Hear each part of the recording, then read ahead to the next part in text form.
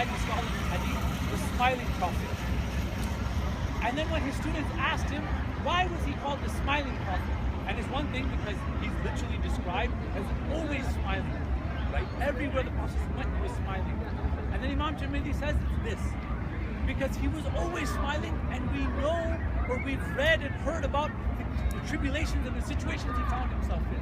But he was always smiling because internally he was at peace with his Lord, and when he looked at the world, he didn't see the chaos and the frustration and the turmoil in the world. Although it exists, we're not in any way invalidating the chaos and the turmoil that many people experience in the world around us. It's that he looked through the eyes of rahmah. It's that he saw the blessings of Allah and didn't see the adhab or the punishment of Allah, and was always looking for the extending his gratitude and contentment to what Allah SWT had given him. And one last thing I want to share with you about the Prophet ﷺ in that we describe him. I'll give a lot more book recommendations tomorrow, but what I want to tell you is if there's one book that you want to read that inshallah is inspired from your trip here, it was inspired at my trip 10 years ago when I came for the first time, is the Shama'il by Imam Tirmidhi. The Shama'il by Imam Tirmidhi is 400 hadith, it's actually 397 hadith that Imam Tirmidhi collected, and it's, people have said if you ever want to imagine in your mind's eye and in your heart's eye what the Prophet looked like, how the Prophet smiled, how the Prophet ate, how the Prophet sat, how the Prophet spoke to people, how the Prophet laughed, how the Prophet showed his displeasure with things, it's all in the Shama'il of Imam Tirmidhi. And in the Shama'il of Imam Tirmidhi, in the commentary it says that when they asked Sayyidah Aisha, and this is only one example, we'll talk about more tomorrow, one example of the physical beauty of the Prophet. We talked about his being the smiling prophet. Can you imagine what his smile must have been like?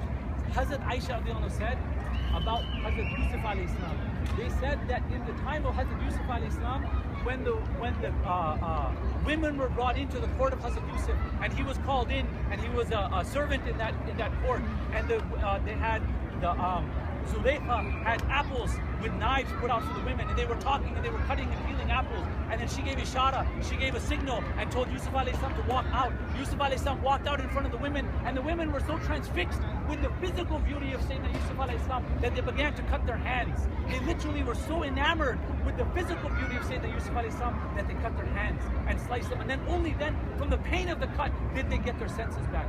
Hazrat Aisha radiyallahu anha says that if those women saw the beauty of my Muhammad sallallahu alaihi wasallam, they would have cut their hearts instead of their hands. Because the Prophet was the most beautiful of people, outwardly as well as inwardly.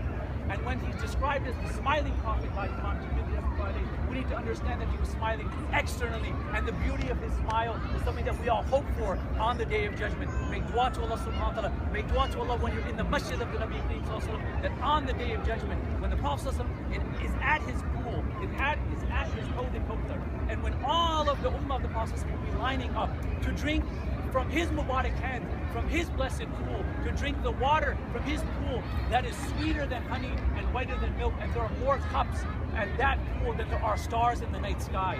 And the Prophet with his own Mubarak hands will feed you. Make dua to Allah subhanahu wa ta'ala that Allah ta'ala keeps you in that line, and you see with your own eyes on that day, which is the most terrifying of days, that the smile of the Prophet is what brings the kingdom. Ameen.